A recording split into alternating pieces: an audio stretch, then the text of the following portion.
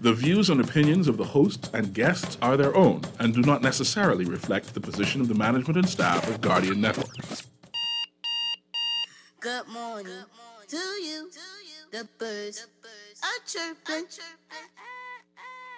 Hey, no. Good morning to you. The birds are chirping. You could try and take us, but with the gladiators, everyone a rager, but secretly the savior. Glory and gore go hand in hand. That's why we're making headlines. The Eye Opener. And I'ma get it, I know what I'm doing. Patience and the time, I know what I'm doing, baby. Staring at it, I know what I'm doing. Staring at a gladiator, talking about a revolution. No, this is not a game. Nah, baby. I don't ever burn out. What I gotta make it turn out. No, this is not a game. Nah, And good morning, and welcome to the Eye Opener, your weekly dose of something different. Well, when we come on. But anyway, good morning. I guess it is a dry Saturday morning. We haven't seen a lot of those recently. The sun is absolutely out, so today is an excellent day to go out and have just a waff around and jog. You know, get those legs nice and exercising, get some breakfast, preferably some boiled fish or some stew fish. I'm a bit biased towards stew fish myself. I've been trying to do that every weekend, or at least try to cook it, right? Cooking a lot of sauce. But enough about me. Tate, you still there? Can you hear me? Yes, from Miami-Dade South, it is Tate Adderley. How are you, Tate? I'm good, and you? How's it going? I had a pretty long week. Oh, me too, yep. Still in a free part, but I'm taking it and pushing it too. But I'll soon be back. You know? Oh, yes, Tate. I don't know if you want to talk about it. I mean, up to you. No, that's fine. Don't worry about it. All right, no problemo. This has been an incredibly long week. This has been I wouldn't even say a crazy week. This has been perhaps one of the most predictable weeks I've seen. And I did say that this was going to happen, right? Right after the election. Right before the election, I said that if the government was to change, there would be this fun activity we do, right? It's like a board game. And it's called the Civil Service Shuffle. Right. Where people who would have been put into a different department get put it back into the department they came from, or put someplace else. Or people who were put on paid leave just come back to work. And then other people get put on paid leave. It's not insanity. I mean, it pretty much is, because we do the same thing over and over again and then get the same results every single time. Yep. I'm not shocked. I think the only thing this week that caught my attention that didn't seem like just going through the motions was an appointment. Just one appointment. Actually, it was several of them, but one in particular, right? And Tate, you know exactly what I'm talking about. Go ahead. It is the appointment of Jerome Fitzgerald. Yeah. Right? And I take special issue with that simply because he's kind of like one of the main catalysts that saw Christie lose that election in 2017. Correct. The whole entire scandal and debacle. And this is precisely why a lot of Bahamians say that there is no difference between these two parties. And I've seen all the accusations from both sides. PLP saying, "Oh, well, you all turn a blind eye when Brent Simonette come back and this person come back and Bannister come back and blah, blah, blah, and they reappoint this person." Then F&M say, "Well, see, look, well, the PLP doing this." And, you know, the rest of us who are just Bahamians are not necessarily snorting party lines, right? Can quite clearly see this nonsense for what it really is. Right. And that is, you just don't take it seriously. That's the best way I can put it. We are not a real place. I can't say I was shocked, Tate. I'm just disappointed. I'm not surprised. Yeah. For me, I wasn't surprised. It was more so anger at the fact that, you know, he was placed there. But it's interesting, right? And so yesterday, the Prime Minister put out a statement kind of reaffirming his appointment. And so it's like he made some statement saying that Jerome Fitzgerald was a effective Minister of Education, and I've seen people say that he was worse than Jeff Lloyd. That argument Yeah. to say that he was a successful minister of education. We had successful ministers of education that Bahamians would declare to be successes, because from what Right. I've seen, the stats have always been trending downward. Right. He did introduce the national diploma, which I think was a step backwards rather than a step forward. But to each their own, right? No, not buying it. Sorry. This is the Yeah, part where I right. say they have no honeymoon phase, right? Because we are in the Right. midst of a crisis. But this is the part where I'd say, like, I had I didn't have high hopes, is for what I should say, right? Because a lot of, for lack of a better term, dinosaurs have come back out to roam the Right. land and eat the flesh. It is their Right. 5 years of plenty now. Right. So, like, you would see a lot of new faces that were pushed forward to, like, give this image of the Progressive Liberal Party had changed. A lot of them are in, like, junior positions. And the ones that were, I guess, kind of rejected at the polls in 2017 are at the helm of the Liberal Party and the government.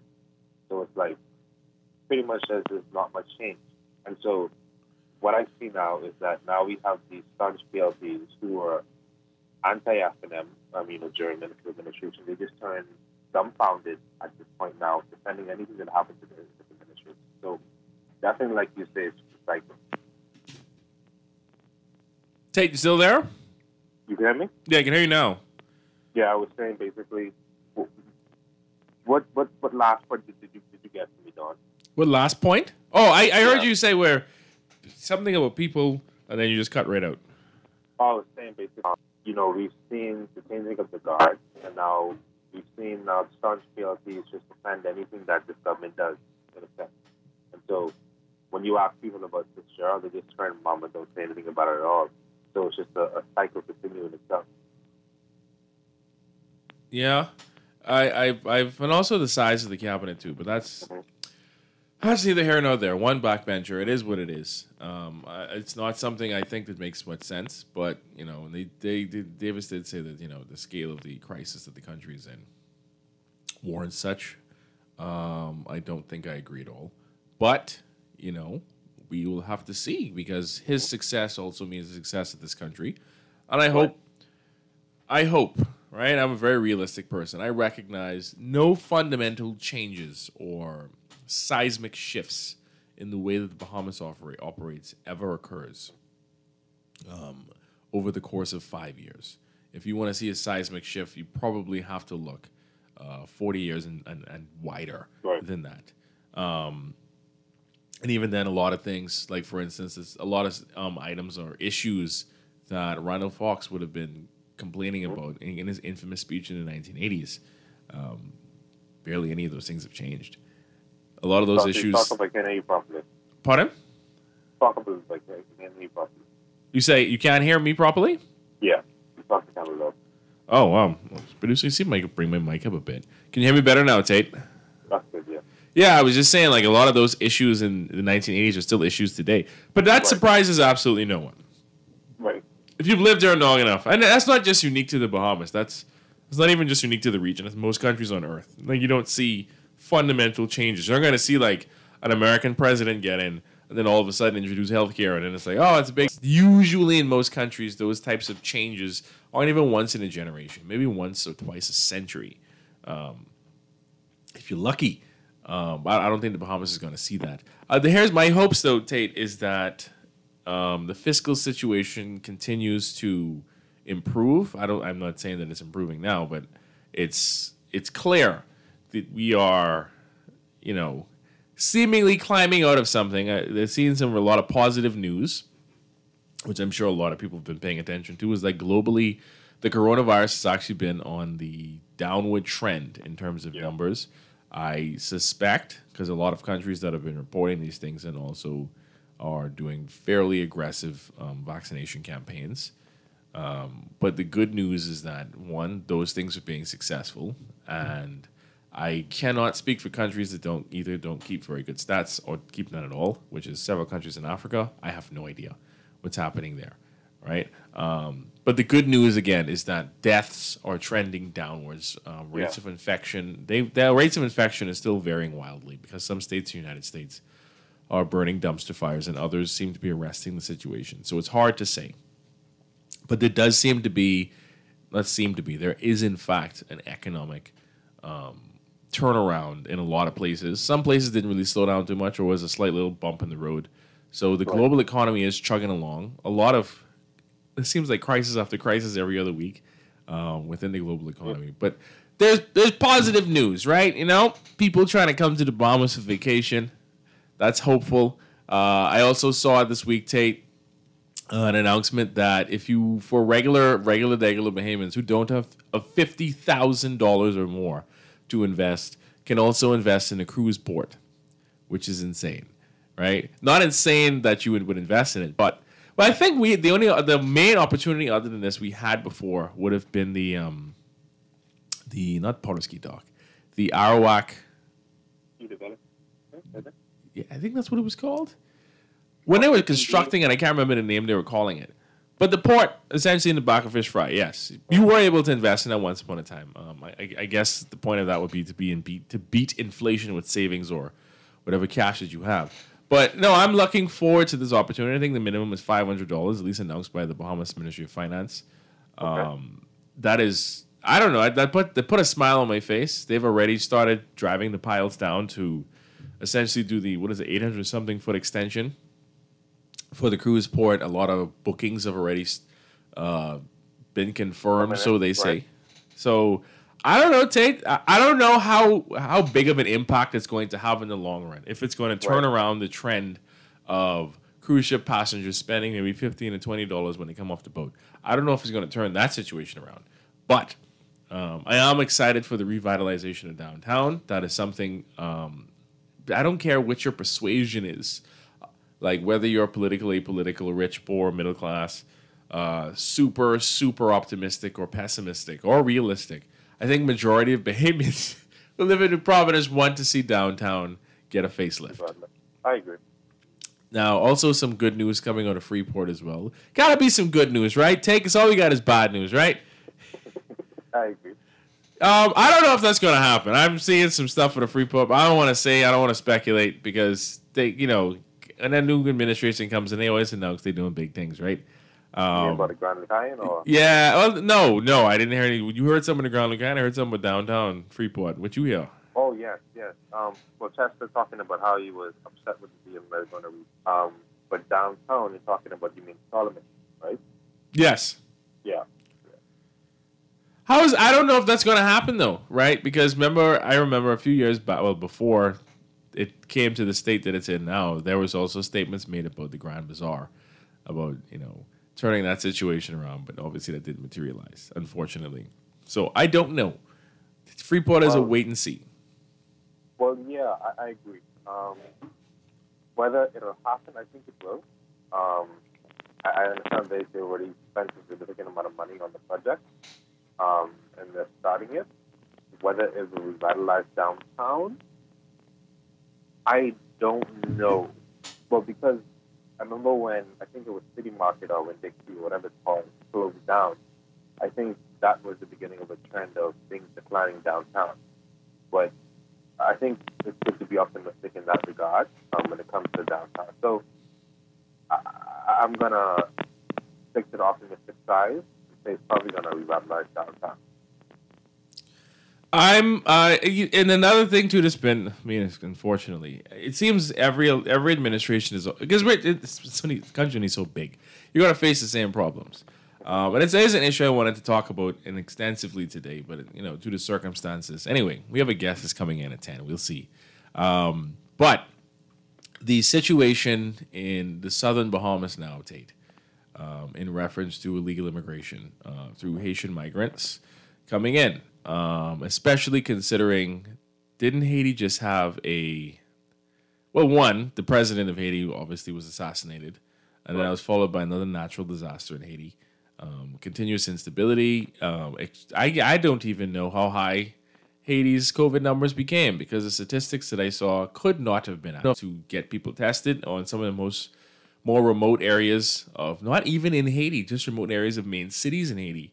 I don't even think they were doing any testing, especially amid all the violence. So it's hard to even say what was happening in the country in terms of the coronavirus. And the president, whether or not you believe in conspiracy theories, did not have any vaccines in country. I think he turned down the COVAX facility, and it was insane. Like, you had judges that died from COVID-19 in Haiti.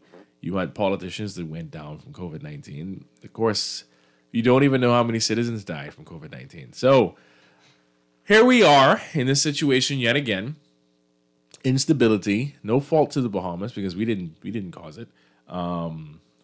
Where you have an influx of Haitian migrants and a lot of people, just like how it was in the past, when we came when we were smack dab in the middle of the worst parts, which would have been the middle-ish part of the Christie administration, the worst part of our Caribbean version of that 2008-2009 financial crisis, right? Because, what happens in America tends to give us whiplash.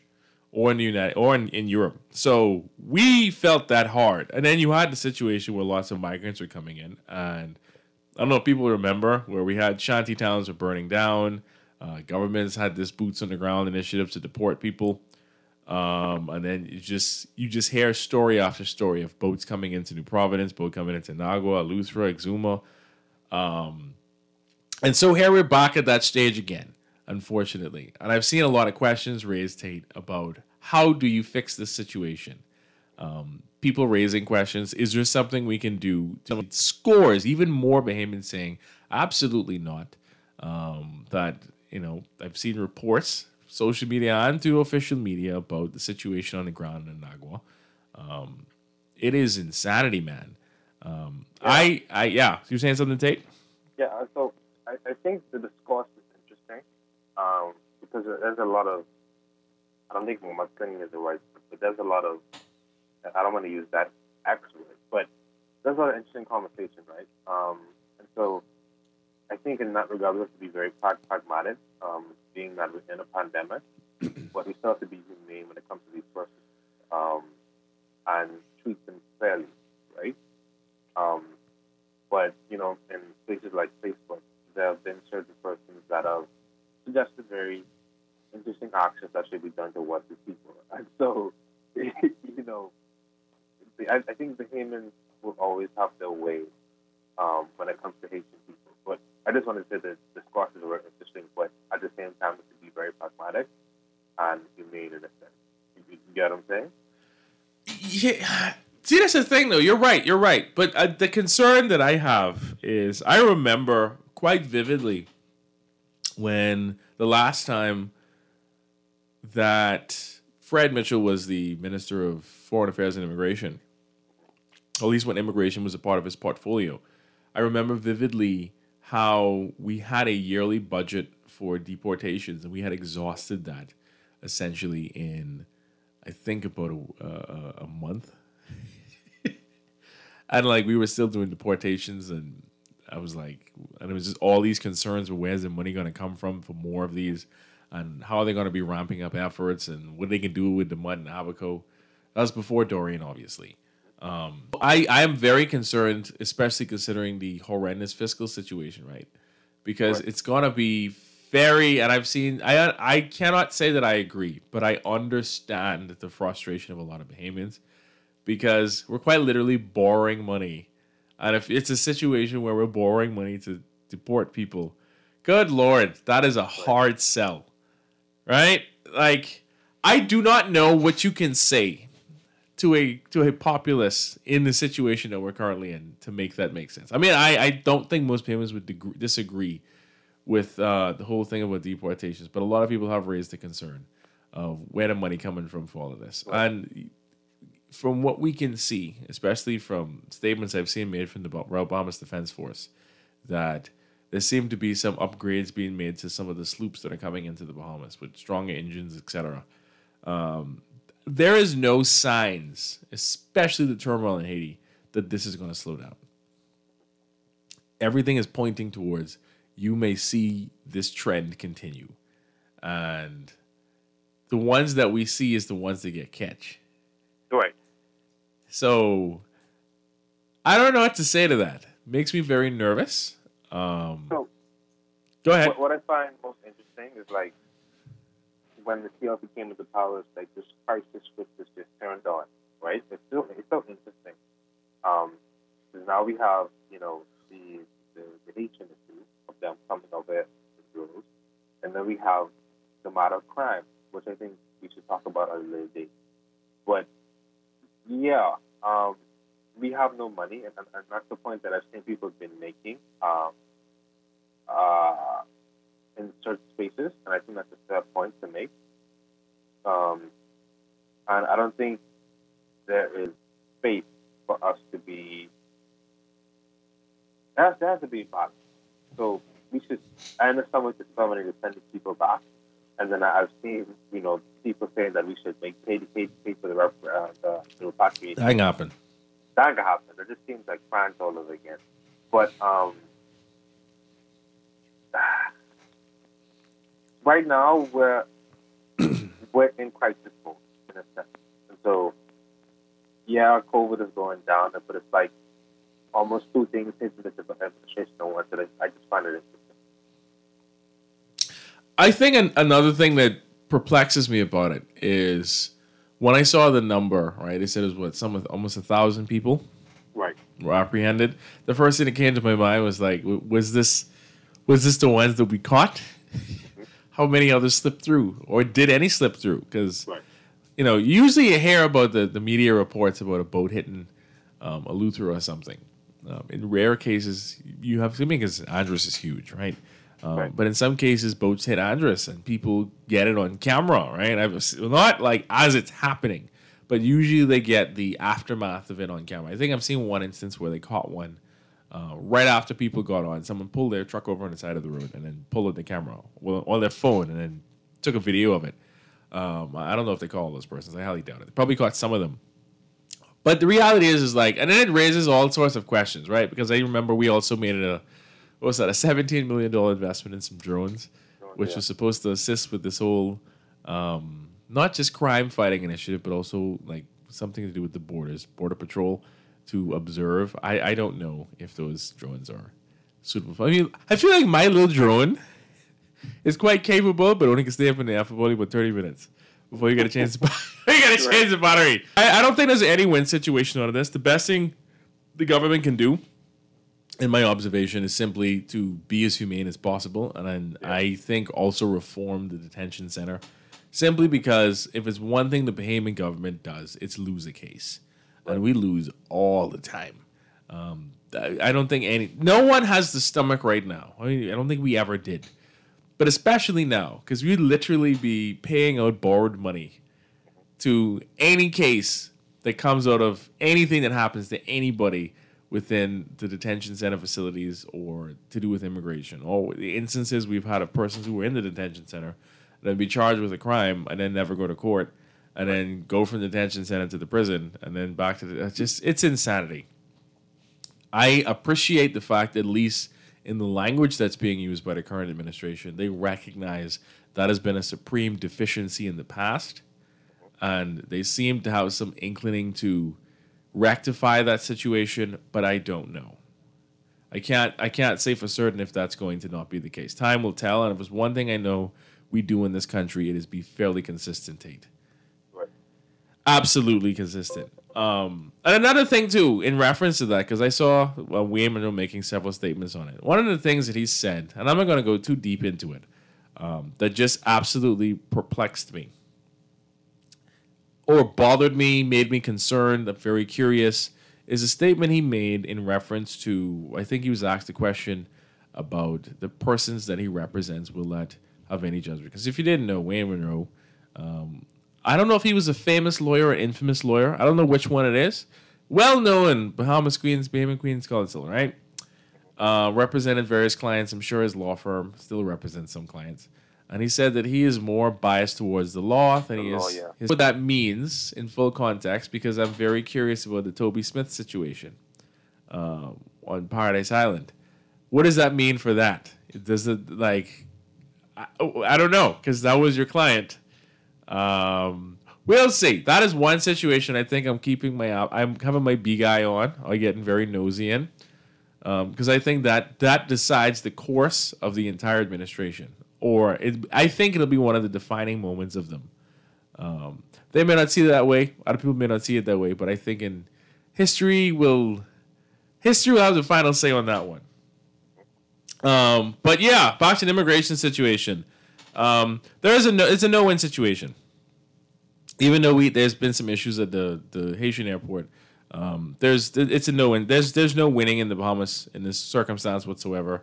I don't think any of the suggestions about keeping persons or siphoning through and seeing who has skills that we need, I don't think those things are applicable because it sends the wrong message. Because if you put yourself in a situation then where you say, all right, we'll keep a lot of people or keep a handful of people. It's going to tend to keep coming. Yes, you're incentivizing it. We already incentivize. There's a lot of already established economic incentives for these things to happen. There's nothing we can do. All you can do is detain and deport. There is no good choice. There's a lot of bad choices we can make. There is no good choice that's beneficial to this country in the long run, right? Because it's still going to cost us lots and lots of money. And we don't have any avenues to do anything with the situation in Haiti and the rest of the developed world, like the United States and France, have absolutely not a care in the world for the situation. Although the United States has been doing some things, but like it's not going to rectify the situation. And even you saw it. That is true. So yeah, it's out of control. We do have a caller. Good morning, caller. You're on the air. Good morning, sir. Morning. Good morning. I don't know the name of your show, but let me say this one thing. The PLP wants this situation in place. What do you mean by that? Okay. What do you mean they want it in place? What I say. You don't understand me? You understand English? No, I don't understand at that point. I slow. You gotta keep me up on that one. The PLP wants this situation in place. That's all I'm saying. Why you say that? What makes you say that? Because I have lived through the last one. I think was somebody said that they had seen the Perry Christie PLP was in fact in Abaco when they had the fire. You remember that? I do. Okay. What happened then? We had the same situation. You remember that? Yeah, we also had similar situations in New Providence. Okay, so what is Fred Mitchell spending his money flying up and down? I think Fred was the one who caused this thing to ignite, you know. I mean, I don't know if I could attribute that to Fred Mitchell. You don't have to attribute it, my friend. I'm telling you how I see it. All right. Thank you very much. Thank you very much, caller. Fine. Teach their own, right? I disagree, but that's his view. And he's entitled to have his view. I don't know if we could. I don't know if you could just blame Fred Mitchell. I don't think Fred Mitchell has a bat signal he puts up into the sky for the Haitian sloops to come in and drop people off, right? And if he did, gosh darn the logistics behind that, Tate. Yeah. The ability to do that. But no, we have been in this situation before. Not precisely like this, where we're in the same fiscal situation, but I don't know, man. This is complicated. It's complicated, and it just sucks. I think for me, what I found interesting, and he probably doesn't show his face much anymore, but I was surprised to see Lobster Roper come out of the woodwork. So him shut on. Did he? I don't think he did. Oh. Okay. Yeah. Because usually, he's credited usually for being the the progenitor of our current policy on deportations. At least people attribute that to him. Now, whether or not he actually is the progenitor of this, I am not 100% certain. I haven't heard him. I mean, we're still early in the situation, like I said, Tate.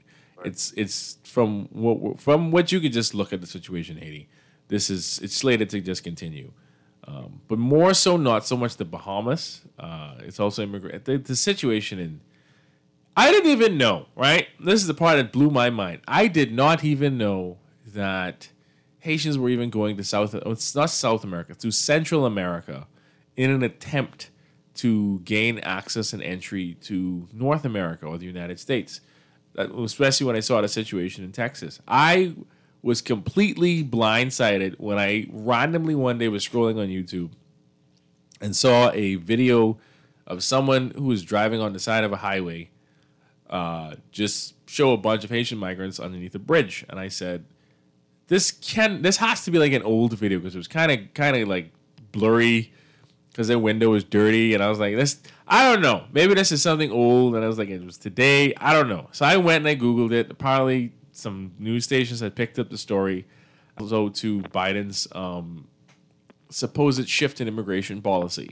And it just opened the door. And this is the thing I talk about. And listen, I am not against people trying to find a better life. But I cannot speak on behalf of the United States. Is they have means and ways to do all kind of things, which is why they sent people essentially to ride horseback and literally whip people. Oh Lord, the optics of that were just absolutely atrocious. But no, I wonder sometimes also, Tate, if it's the situation that the sloops that come here, right? Because if you consider the volume of humans that go from Haiti to the United States, it actually, I would argue, exceeds the volume that comes from Haiti to come to the Bahamas. But I also wonder, the persons that do come here, is it their purpose to come here?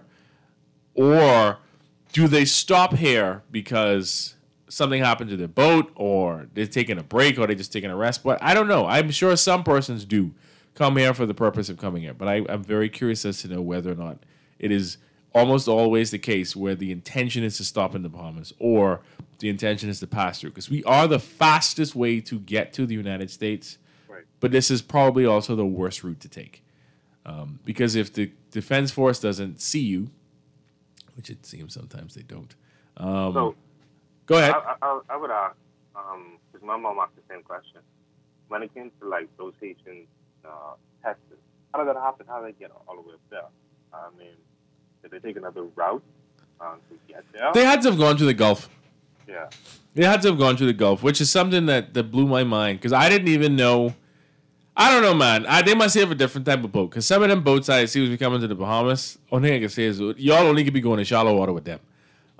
Sure, some have tried and attempted before, but good Lord, man. And the Gulf of Mexico ain't no joke.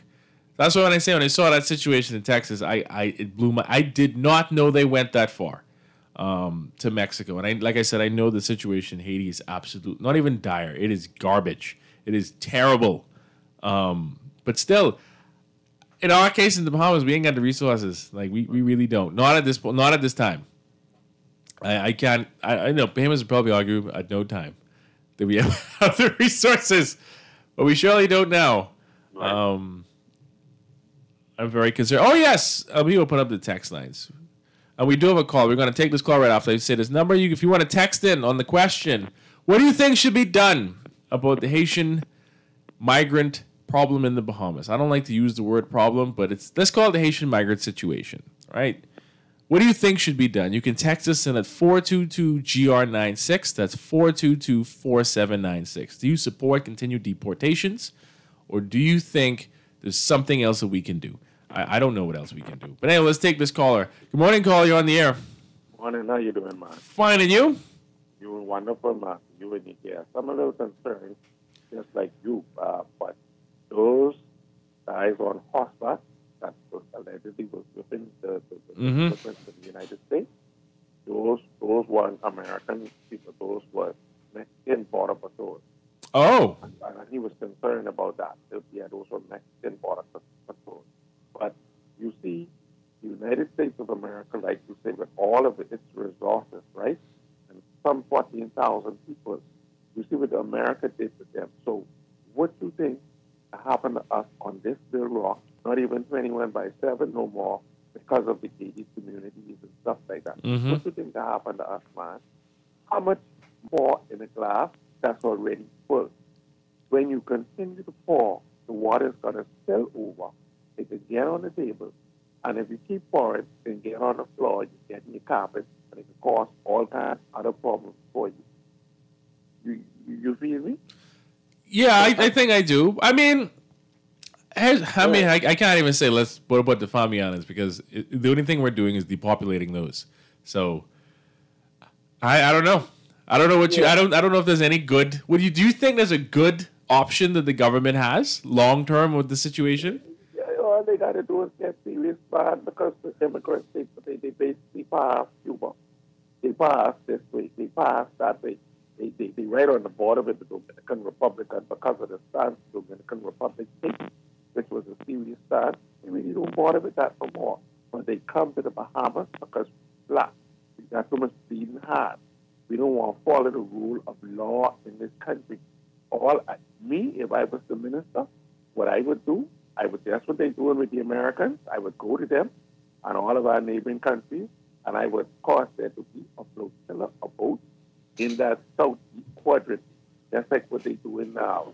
I would block off from Cat Island with 2 boats into the southern and the northern tip of Exuma, the 2 boats right on into Ragged Island, and have those boats patrolled on a day-to-day basis. Because if the immigrants want to come way out in the ocean, that's their business. You understand? They can take that chance, but they have to come through the hot gate in order to get up Exuma, up to Iluka, and those kind of places. And then you make the penalty stiff. You make the penalty stiff. And then that's all it takes. And carry it out. You think daily patrols is something we have the capacity to do all the time, especially considering the situation with Dominican poachers? Yes, we just had a whole bus this week. Yeah, see, when we pull them from Inagua, Inagua is wide open space. That corridor in Inagua is really wide. And if Haitians land on Inagua, there's certain islands we don't have to worry about them landing, like Long Island and Inagua, because the minute one of them hit there, ain't much of them there, ain't none of them there. The authorities in Nassau, so we don't have to patrol right around those. We need to pull it in to Cat Island and Soma, those kind of places. And because if we, like you say, if we spending money to repatriate them and put the $200 in their pocket, we can pay for fuel for those boats. True. I don't know how much the fuel costs, but you know, you can imagine how much 1,000 of them cost. And the thing about it is, when they had that 1,000 in Inagua, another 137 was coming in. Jesus, man. How much more does we could take, man? So this ain't slowing down. They're speeding up. Yep. Exactly. And see, I don't want your guests and everybody who always has the feeling that nobody has been more receptive to illegal immigrants in this country than Bahamians. Nobody. But we can walk and chew at the same time. Why we being receptive to them? There's some of them we got to send back. You understand me? No one else in the world repatriates immigrants and give them $200. Wait, what? Yes, we do that. I thought it was $100, but probably it's $200. Well, whatever it is. No, you may be right. I haven't kept up with it. I have heard that they are given a small amount of U.S. currency. I think it's $200. Until this last point, I heard you say, so I think that they are destined for the Bahamas. One time ago, we used to catch them out there, going westward, drive-foot policy that Florida has. They don't bother with that no more because them fellas control their borders out there. So that's why you see them trying to get up to Central America and take another route. But if you on the ground as a journalist, little investigative journalist, you will know they're destined for the Bahamas because I speak to plenty of them. I live around thousands of them here on the borders, and I speak to them, and they destined for the Bahamas. But they done changed that route into the U.S. They come in here because of our slackness. And thanks for taking my call. Absolutely. No problem, caller. That's an interesting point. Someone else, let me read these two texts. Oh, Lord. I don't know. Okay, this is good. I don't know. I wasn't alive. I didn't read anything about it, but I'll read it anyway. It says, gents, the white man was reporting Haitians before, I guess they're trying to say deporting Haitians before majority rule. We have continued to perpetuate the policy of an oppressor upon our own African people. Texter, what's your view on that? Well, yeah, so I think the majority, or I think it's positive that it started during the French Revolution, right? And so apparently there were plans, well, not really there were plans, but like there were concerns that, with the migration of, with the white aristocrats, the French aristocrats from Haiti, from Saint Domingue to the Bahamas when they would bring the slaves, there were concerns that there would be like retaliation from the French and other colonial powers. And so I think that's when our deportation started, right? And so mainly I think the governor that was in charge at the time wanted the French farmers to come here because of their wealth. Yeah. But when they started bringing the slaves, there were concerns about, these slaves being unruly as well because of their heritage. I think it's either Igbo or Ashanti. I'm not exactly sure. But yeah, deportation really started with the white man, so to speak, during the French Revolution. Yeah. The uppity Negroes who was protest today. We've had several revolts and interesting. I saw Dr. Nicolette Bethel, also a friend of the show, post up something about how Bahamians once upon a time used to go to Haiti and Cuba for work. We used to trade predominantly with those two places. They weren't. Well, Haiti may have been a country at the time, but definitely Cuba wasn't. Times have changed. Things have changed. Now Miami is the Mecca. Is it Miami? Or is it Florida? Because when he broke, he was going to Miami, right? Oh, Lord. Yeah, times have changed. And also, the Bahamian stamp, Haitian stamp inside Miami is very strong. Not just with the makeup of the city now, but also the creation of the city in the early 1900s. But like I said, I don't know. I don't know if I have a ginormous bleeding heart. I am sympathetic, but I also understand that we most certainly do not have the resources to remotely deal with a humongous influx of persons. Right. Even if we had, which I think would be foolish, but even if we had an open immigration policy, the Bahamas can't. Like the system that we have, I hate using that term. The way that we operate and govern our own society doesn't even work properly for Bahamians. Right. So I cannot see it like operating efficiently or properly with inflows of persons. And I say that because, remember, Haiti is a population of 11 million people. A majority of the Haitians there are more Haitians living in the United States than there are living in the, well, officially anyway. But I strongly do believe that. We have another caller. Good morning, caller. You're on the air. Morning, sir. Morning. Let me just say this to you. All the bleeding hearts should take in the people who are being running on the boats. All the bleeding hearts. I know who got the money for that right now. Well, let them find it then, because we've had this for half a century. Probably a little more than that. Yeah. Thank you very much, caller. Yeah, I don't think you got anybody who. Maybe you do. Maybe I haven't met any person like that. But again, the Bahamas ain't got the resources. We have in response to the previous texter again about us being oppressed. Man, I don't know. I don't like that narrative because it ain't like we doing this to Haiti. Like we're not destabilizing the country. We're not. We broke. So I think a lot of the, and I think that's fair, but a lot of the sympathy or sympathy, I guess. It really stems from the idea that Haiti is just a poor country, yada, yada, yada, yada. And I get that, right? But I think in that sense, that narrative, when it comes to certain people who kind of advocate for a more loving stance, I think they don't take into consideration the political situation that we're in. And I'm not saying that's the majority of people, but there are a number of them who think that we should overstretch ourselves. And I don't necessarily do that. I think we should do enough and be humane in a sense, but not overstretch ourselves. Exactly. No, I think deportation should continue. Like I don't even know if we could afford. It's the numbers they're high, but they're not like extreme. And then the next concern is what if. I don't know. Like I said, I don't know what's going on the ground in Haiti because what statistics say, obviously, is never going to reflect reality. In the country because there's an absolute breakdown of government, or the government is spotty. It's whatever. But I'm saying that because like we're still in a pandemic, right? And you still have the concerns of COVID-19, housing lots and lots and lots and lots of persons, and then if you have an outbreak and oh Jesus, there's a lot of concerns there. And listen, I get it. I get that people want a better life, but again, like we broke. That's all I can say. I don't know what else to say. And I'm not saying this to try to be inhumane because I do recognize there may come a time, hopefully not in my lifetime, but there may come a time where there will be more Johnsons, right? Going from the Bahamas, going up north. You wouldn't want people to say those things to us. I don't know.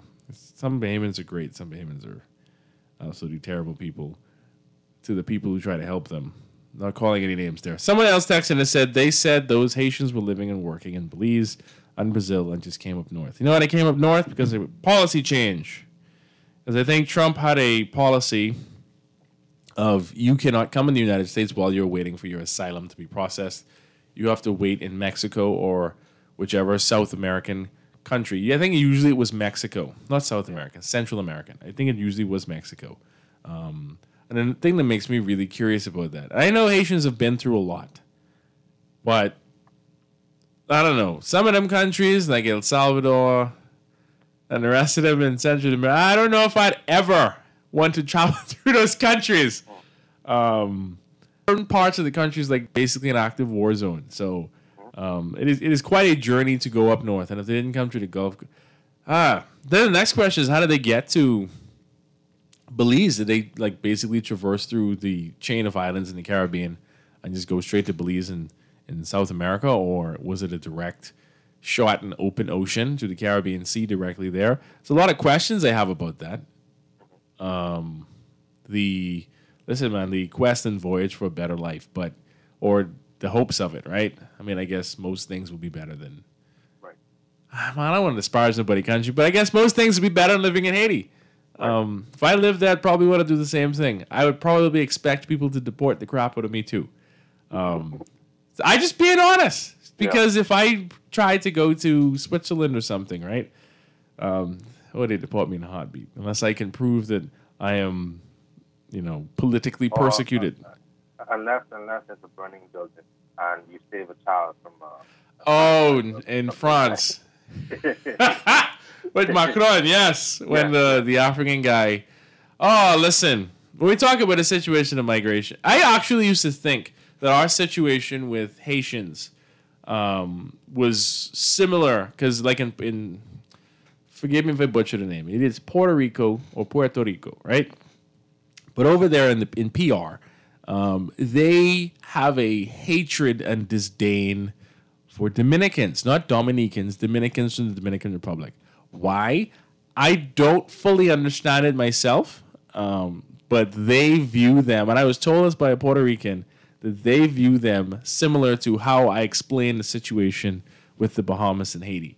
And that's something not really talked about because obviously that's the Spanish-speaking world, right? Even though it's part of America, but it's like, I don't know, a lot of things happen in that universe of Earth that just never gets to us, right? But I thought that this was just something unique to the Caribbean, maybe America and the situation with Mexicans. But oh no, when I went to Europe, they hate Africans. Not all of them, not all, but most of the West Africans, they absolutely despise them. And I ran into that firsthand when someone called me. I was in Spain. Someone called me the N-word repeatedly to my face, and I was like, I'm in someone else's country. I am not going to get myself arrested. I did not face them when I was in France, which is strange, because I never experienced any of those things in North America, only in Europe. Europe is very racist. But anyway, when I was in Paris, I noticed that there were a lot of Africans all over the place. All the different sites where you can go to see not the tourist destinations, Eiffel Tower, the Louvre, all those places were just littered with immigrants from Africa. Many of them apparently were there illegally. I mean, nobody's surprised there. But like the government, I don't even know what their stance is on the situation, honestly, because I didn't know that they had essentially just refugee camps like scattered out in and around Paris, and people just crawl out of the camps. Like, this is probably a terrible terrible verb to use. But they come out of the camps essentially during the daytime and go to these different tourist sites and sell stuff. You can find Syrian refugees over there too. I don't know what their stance and position is on it, because it seems like they just have tons of people that's there who make it into the country just sitting there, and then some of them get granted citizenship or residency or reason or stay, and the rest of them just exist in a state of limbo. I don't understand exactly how that process works, but it is not something unique to the Bahamas. In the same way, we do not, in my experience, we do not look at Haitians the same way a lot of European countries look at Africans. And in my experience, when people find out I'm from the Bahamas, they treat me differently versus if I were to say I was from Africa. Why is that the case? I don't know. It's because our ancestors come from West Africa, don't they, Tate? Yeah. So I don't think it's a black and white thing in most of the world. And when I say black and white, I don't mean race. I mean black and white is as simplistic as it sounds. Because, I couldn't hear you, Tate. Sorry. You hear me? I can hear you now. I was saying there's nuance. Yes, there is nuance, right? Not every country is Italy. Oh Lord, Italy is savage. They will literally ram your boat. If you are coming into Italy, Right. and the Coast Guard will watch you drown. They even posted a video about it, and I think they got into problems for that. And then they had to change policy because apparently the Coast Guard would literally, not use the word scare you off, but essentially use, because you're on a much smaller boat, they would use their large ships and drive the ship on the side here and use the wake of their ship to essentially push you away. And there have been several instances of boats just capsizing out at sea and persons just drowning and then their bodies washing up in Italy anyway. And that's how a lot of the news got out. Now, I'm not blaming Italy entirely for that, but I'm just saying, because sometimes it wasn't even their fault that the boats capsized. So Right. it's wonky, man, but usually you find that these refugee crises happen at usually not the fault of the country where people are flooding in that's closest to them. It's usually other players' faults, and in our case, we had nothing to do with it. So I don't agree with the assertion some people have that, the Bahamas need to do more. And it's like, you can't even do more for when people... Oh, Lord. Let's take a guest to come in. We have a very interesting topic after this. One, I don't even think it's spicy. I don't think it surprises anybody. I don't think anything in this country surprises anybody anymore. But anyway, ladies and gentlemen, we'll be right back after this quick commercial break.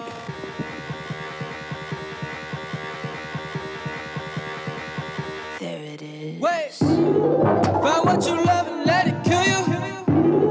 Sharp under pressure, thick and diamond. All eyes on me like a conductor. That means just play your role, you might get chime in. Wait, play the game to change the game. Word to coach, that's my hitter. Your wave is living in the moment, My wave is living for I know what I'm doing. Yeah, I know what I'm doing, baby.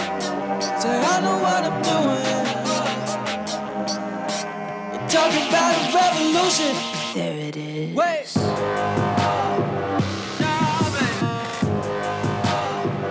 There it is. Wait.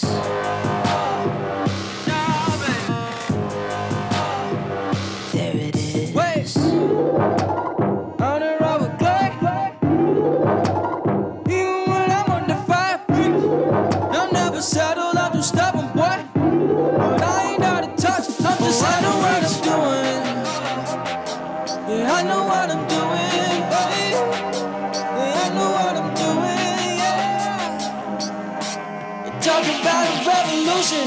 There it is. Wait. Have you heard about the COVID vaccine raffle? If you are vaccinated against COVID-19, you can enter to win amazing prizes like food store gift certificates, hotel stays, beach excursions, and so much more. Even if you are previously vaccinated, you can still enter to win. The COVID vaccine is for severe COVID-19 infections. Don't delay. Get vaccinated today and enter to win. Visit www.vaxbahamas.com to register. Cloth face masks do offer a level of protection against the spread of COVID-19, but only if worn and removed properly and used along with other preventative measures. Your hands should be clean when you put the mask on and when you take it off. Use soap and water or an alcohol-based hand sanitizer. Respiratory droplets from others will stay on the outside of the mask. Do not touch the mask at all once you have it on. Remember, if you touch the front of the mask, the germs will now be on your hands.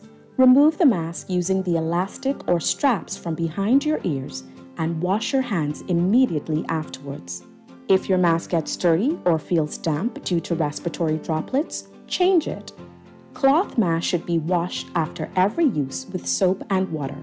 Along with using a face mask, remember to wash your hands regularly. Practice physical distancing 6 feet apart. Avoid touching your face.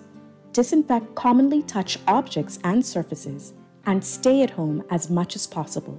We must each do our part to prevent the spread of COVID-19. This message brought to you by Bahamas Ministry of Health in conjunction with Guardian Radio. Boy, why you look so mashed up like clothes at the washer? No, boy, just a hard day, boy. Hard day? What happened? The breakfast lady ran out of tuna and gritty. We need to start joking about everything, you know. This serious, boy. This real serious, boy. Boy, what's serious? Tell me. All right, well, today, boss gave us, boy, one big contract. And nobody else get a chance and nobody say nothing.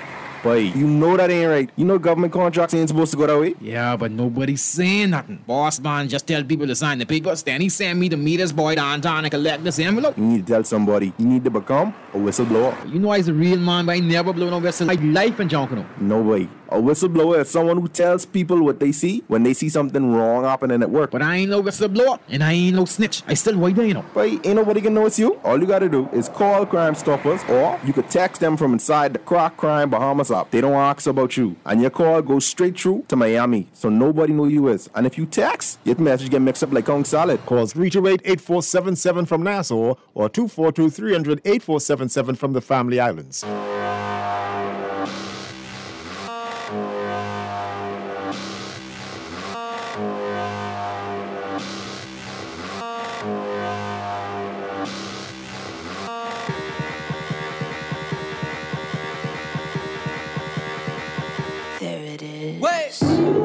Find what you love and let it kill you. Sharp under pressure, thick and diamond. All eyes on me like a conductor. That means just play your role, you might get chime in. Wait, play the game to change the game. Word to Gooch, that's my hitter. Your wave is living in the moment, huh? My wave is living for the I know what I'm doing. And welcome back to the Eye Opener. Welcome back to the Eye Opener, your weekly dose of something different. When I say I know what I'm doing, sometimes I don't know. Just drop the mic there, drop the ball. But it's going to be great. It's going to be absolutely great. If you're just tuning in, we were speaking earlier about the immigration situation that the country is currently facing right now, especially the situation in Inagua. We've historically had, I don't know, it's different eras and generations of influxes of Asian migrants to the Bahamas. But yeah, let's run through some of these texts before we go ahead and change the topic. Tate, you still there? Yes, absolutely. Tate, I don't know how much longer you plan on spending in free. Good day. Why are the captains not identified and charged? The U.S. locates the captain. Why can't we interrogate and charge the captain? Get to the root of the trafficking side of this. That is an excellent. Listen, texter, I don't know. I mean, I know. I don't want to say it. Tate, what do you think? I don't want to say it. I don't know if I'm being negative by saying it. Say it. It ain't that I don't think we serious. It's just... Well, we probably just don't care. No, I was going to say... maybe it does happen, right? But we don't hear about it. I wanted to say because somebody probably paying somebody off. Yeah. We aren't necessarily always known for being the most robust. Right. Not to say that the whole country is one corrupt cesspool. I don't think that's the case. We have a lot of people, a lot of Bahamians with integrity, right? And you should always trade on your integrity. But texter, I think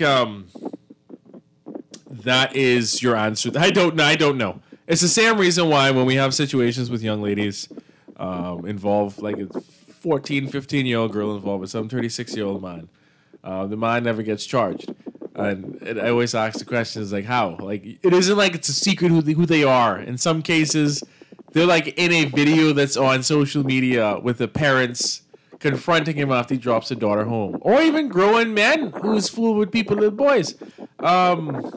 And that's just one situation. Like a lot of the times, it seems as though we don't discuss, or I don't see it discussed in, I don't want to say the media, but that's quite literally what it is. The root causes of issues. Like for instance, if you have, actually, you know what? For instance, the situation where the former deputy prime minister, now prime minister, was robbed, right? Where two or three at his home. I was under the Christie administration. You don't remember that? No, I was very young, so the news was not a Wow, Tay, I forget you like 21.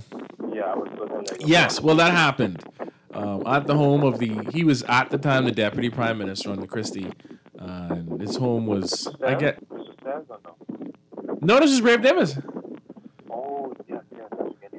Yes, and then who the attorney general was at the time. But anyway, I ain't disparaging anybody. I'm just saying, like I have lots of questions that I always want to ask. And remember, I think one of the individuals in that case, the case was dropped or was a nollie on the case, which was just very suspect.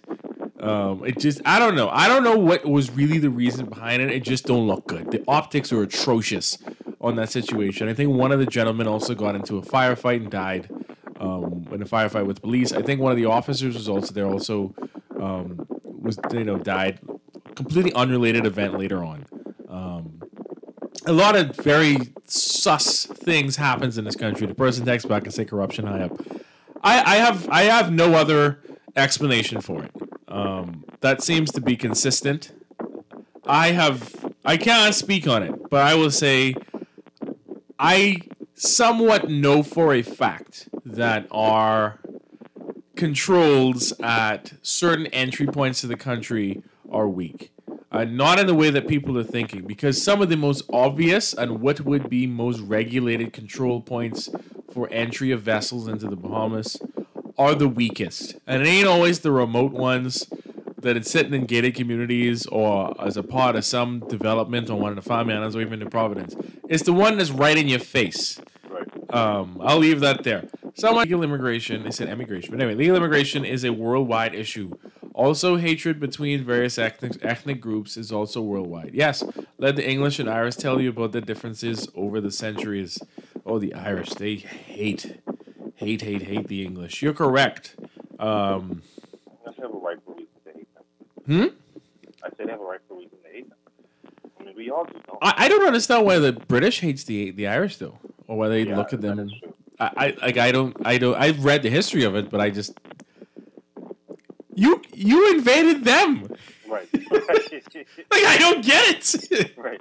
Like, I understand during the Troubles when they had all the bombings and stuff, but you caused it. That's kind of like, like, I can't say Americans being mad at, like, things happening in the Middle East and stuff, but it's like... That's a wonky situation. Yeah, that's way more complicated. But the Irish and English situation is pretty black and white. Right. In comparison to that one. Someone says, John, Italy hates Africans because Hannibal mashed him up. Oh, I see a fan of history. He marched an army over the mountains to defeat Italy. That's why France hates Haiti. They mashed him up. But I mean, in the end, did the Romans just annihilate Hannibal in a sense? Hannibal was there for a while, bro. That is true. No, they did. Hannibal was absolutely killed. Oh crap! Hannibal was absolutely killed in the end.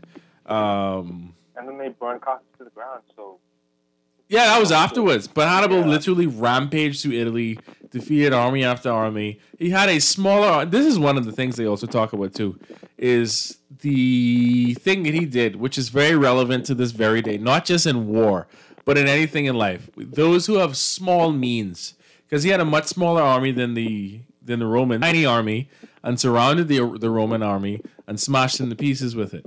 And they called it the one of the greatest master strokes in history, where a force that's 1/4 or smaller the size of another crushes it simply by surrounding it. But yes, the Hannibal. Oh yes, and Koreans and Japanese. Someone said Japanese look down on dirty Koreans. I think it's changing, but it still exists. Oh man, humans will always hate humans, right? Yeah. But the thing what separates us is we ain't do nobody that. We ain't do nobody nothing. A lot of people do us things. We don't hate them. We seem to love Europeans. We seem to love the UK. We love up the crown boy. You know, I remember I had a class before. I can change the topic from this in a minute. But I remember I had a class before where a classmate. This was an English class actually.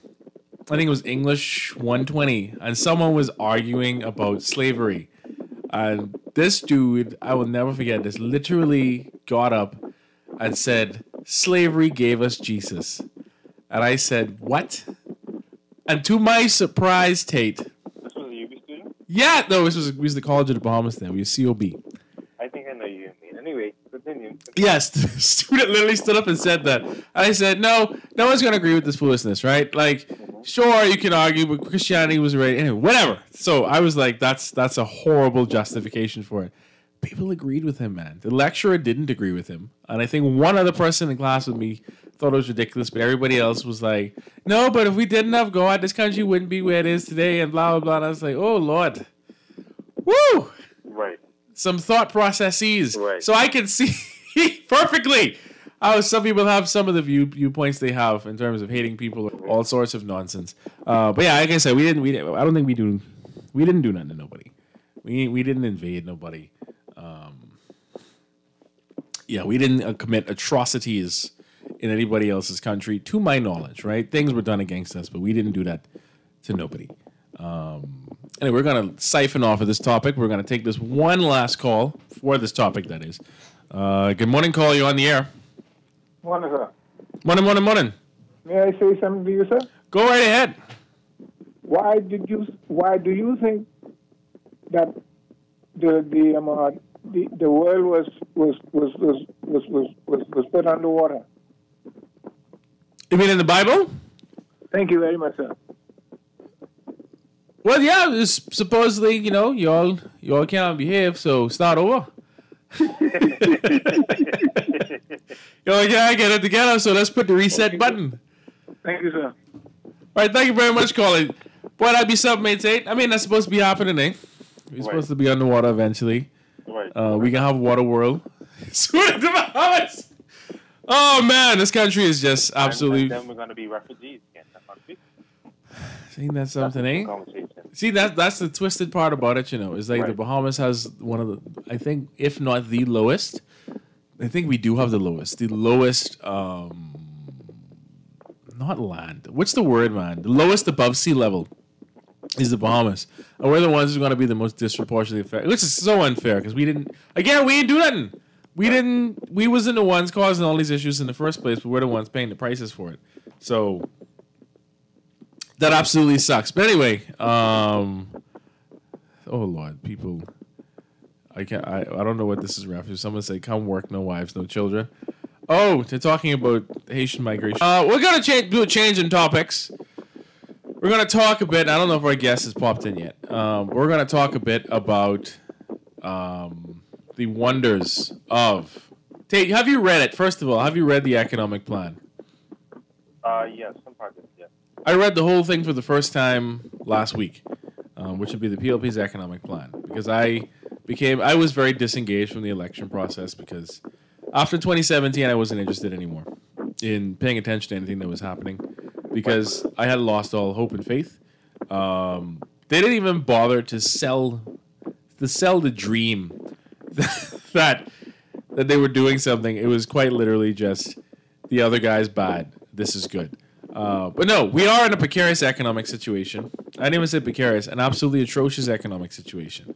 The country still has a deficit of over $1.4 billion. Although the economy has somewhat started to turn around, we still have more than 17,000 persons on a food feeding program, which is one of the things that confused me this week also was the minister. What's the good man's name? What's his name? Obi Welchcombe. When he said that we're spending $800,000 a week to feed 17,000 people. And I was like, that sounds like a good deal to me. And why do I say that is because when you divide the 800,000 by 17,000 people, that works out to $47.60 or thereabout. And you divide that works out to just over, $6 a day per person for 17,000 people. And I believe the Government Public Policy Institute also did a study on the living wage and how much the average cost of food per day per person would cost in New Providence. And I think it hovers around $10 to $11. So that's even under. And they did this based on a nutritious meal, like you eating a box and all the other rubbish. So I don't know. Maybe they have a plan or means and ways to make things cheaper. But we'll see. We have a caller again. Good morning, caller. You're on the air. Hey, bro. How you doing? All is well. And you get? Tate, you still there? I'm still here. Yeah. You hear me? Yeah, we can still hear you. Yeah, is it on? Hello? Hey, yeah, we can still hear you. Okay, I just wonder if I could get a little piece of that topic on slavery. Go right ahead. Yeah, I wanted to say, I believe that it is the background, the Christian principle, according to Christopher Columbus. Because, a lot of the Amish, they complain about, the white Jesus and, Christopher Columbus, they used to, rape the young ladies and things like that. But see, what you got to understand is that in those days, the black people were like barbarians. In other words, they used to do humongous things. They used to have, the sister, the incest, and all those different things like that. But Christopher Columbus, they were more advanced in the Christian field. Because if you look at it now, look at how we doing. The young children can play video games. The people can live in houses. The people can buy cars. That's a blessing. And when it was Jesus, it was only 12 disciples, and now it's millions of Christians all around the world. So my point is that the black people in those days were living like barbarians. You understand me? And if you look at us now, how the world changed through Christianity, people living in peace, following the ways of Jesus Christ, that's a miracle. You understand me? So, like I say, this country is under Christian principles, and we living good. We ain't living like in Haiti where people going over the sea trying to find refuge, trying to find a wonderful place to live. We living in luxury. It ain't like in them days, you had to wait for the white man and all kind of hours and beating them. Jesus changed the whole world. You know where I'm coming from. Are you okay. Yeah, it's just some deep things. It was barbaric in those days. These rats. So you don't think, into the comments that we made earlier, you don't think that Christianity is a good justification to say, well, because of that we now have this? Well, I listened to the other, you have a gentleman I think he's come on one show, and I can't remember his name, Aku or something like that. See, with Christianity, it make it easy for us to understand our Bible. But if you read them other Bibles, man, they so historic. You will take years to try to master being a preacher or Muhammad or something with them Bibles. But when you read the Christian Bible, it's easy to understand. What I'm trying to say is we living in peace. You understand me? Anybody who in it with Jesus, they're living in peace.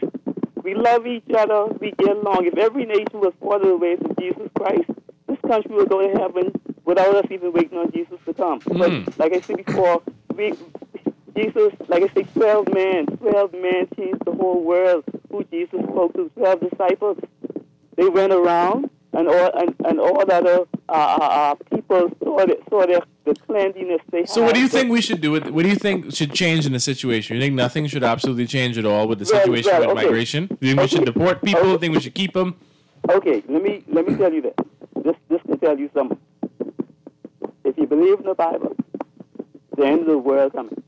I know. They've been saying that from time immemorial. Yeah, but I mean, right. What do you think we should do now with the situation? Because it looks like the numbers are just going to... What we could do is spread the word.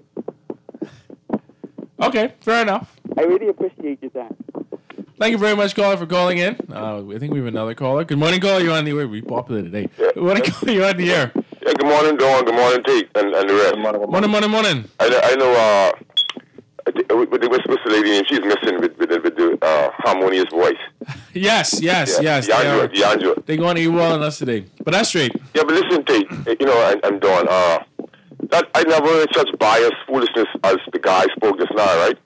Of course, Yeshua, right, was a prophet and whatever, right? But I mean, to come on the radio and tell you that the Africans were living like barbarians, right? It shows this lack of knowledge. whether he went to college or not, this garbage. You cannot come on the radio and say, what you mean that the Africans were living like barbarians? But can he document that? Do we know about the Afro-Asiatic empires? Do you know about the Ethiopian empire from Babylon to Timbuktu? Does he know about the African influence in Europe? Pre-slavery, these are the things that we are not taught. And so his mind got caught. And now he's spreading a bias as if ethics and morals and religion belongs to one particular entity, and that's not correct. And so the fact that you have not exposed yourself to other writings, and I hate to call people fool, right? But you have to understand how the Bible is a book that was juxtaposed from many ancient writings and ancient books. And so your misconception has led to a deception, all right? A deception. If someone, I can believe in Jesus, right? And I can believe in a lot of things that are written in the Bible, but I have to know the historical origins of all of these stories. Some of these stories are ancient Babylonian stories, all right? And they have gotten them from other civilizations and juxtaposed them into the Bible. And they have denied the history of the Cushites and the Ethiopian and the Nubian empires on the Bible, and teaching Europeans about God and the God concepts. So when you come on and with that foolishness like Africans didn't know God, when the doctrine of monotheism came out of Africa, then maybe you should bring Anko up, because I hate to know people still in the dark ages and reading pages. The Bible it has been influenced and embellished, right? And it also involves pseudepigrapha, because it's obviously that the people who write these couldn't have written them. They had to be a ghost written. That's what I'm saying. It's not written by all of the authors that they say it's written by.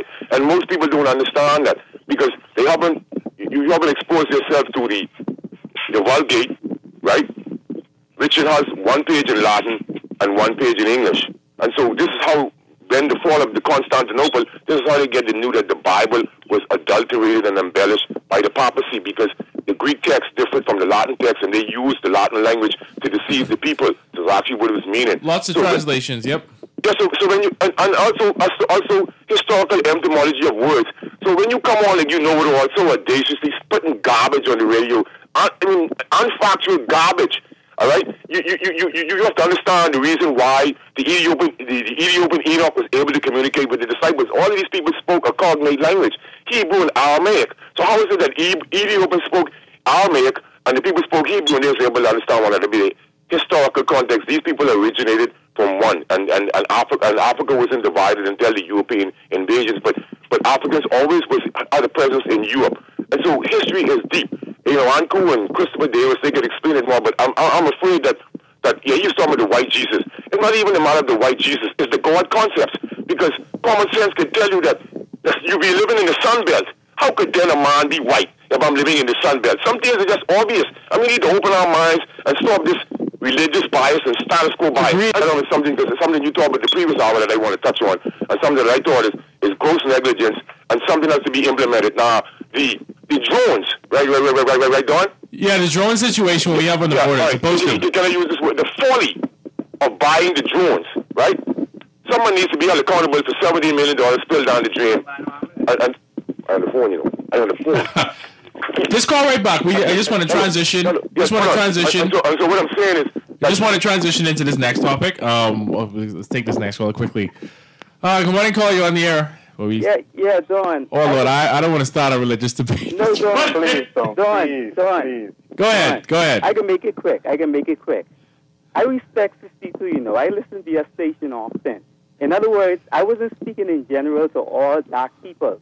You understand me? See, when it comes to a man, and a man like 52, you gotta humble yourself. You can't call people names, on the radio, like you trying to ruin a person's reputation. You understand me? I'll never stoop that level and call 52 names.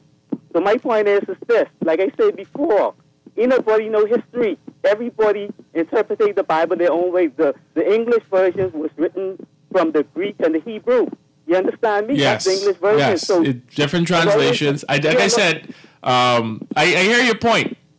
I will leave that there.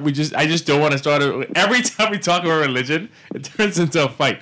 Right. But it's going to be great. Listen, everybody can have their views and opinions, etc. But we want to transition off onto that economic thingy-majigamabob thingy. Our guest should be here. Are you still there, Tate? Are you still hearing that thing? Not me. I mean, not Tate, me. Yes. Well, I mean, Tate have a fun. You know, Freeport, they don't have air conditioning. So, You still hearing that? yeah. I mean, it's very mild. Are you still there with us? I was on while 52 was on. Yes, it was quite a debate. I do it a million I mean, things. it's not. Listen, people say all sorts of things, and I'm not disparaging Steve 52 or the other gentlemen. Right, it's not really a debate. I mean, like, it's far more complicated than the Europeans gave Lord. us Jesus, and therefore. Steven, you going down that road? You ain't dying. No, dying, dying in the corner. You weren't doing. Right.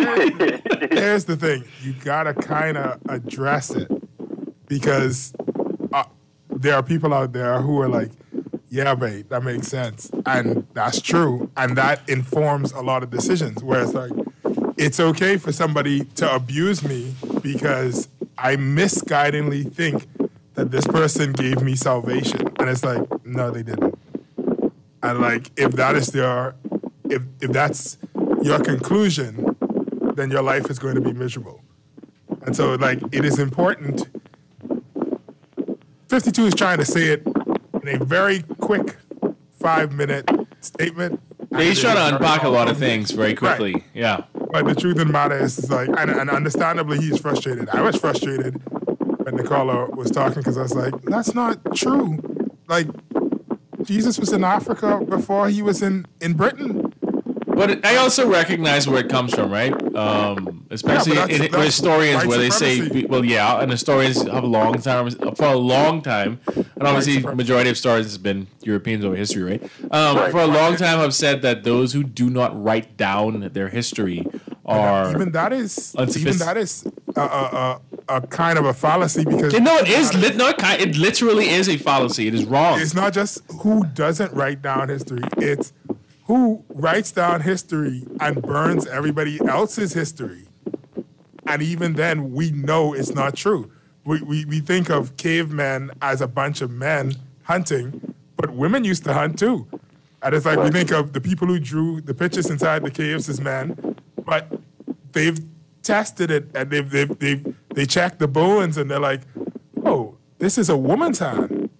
The women were the artists at this time. And so it's like, there's a lot of different things that we assume.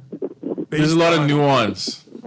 It's not nuance. It's purposeful, willful ignorance by some people and then stuffing it down the throat of everybody else. Because if somebody tells you something when you're 4 and they keep repeating it all through your life, some young whippersnapper on the radio telling you, oh, Santa Claus isn't real, you're going to have a stroke. That is true. No, but it's like that's what's happening. Like, I mean, usually reality confronts you before. But I hear you. Nope. Valid point. Reality will not confront you. Oh, wow. Reality has confronted me quite a lot. Country. We live inside a country full of obe and superstition, wrapped up. Stephen, why are you going in down this road? religious garments. I promise you, there are tons of people out there tomorrow morning. They think they are practicing Christianity, but their pastor will scream at them and not read a single scripture. Stephen, so now, no, Stephen, you don't want to do that. Trust me, it's already started. The text already started coming in. The truth of the matter is the truth of the matter. No, I'm not disagreeing with you on that. Listen, every time we've ever on this show, because it is a difficult thing to accept that perhaps your entire worldview is incorrect.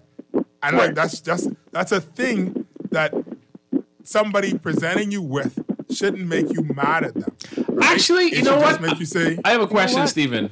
I've been wondering about this for a while, right? Because when I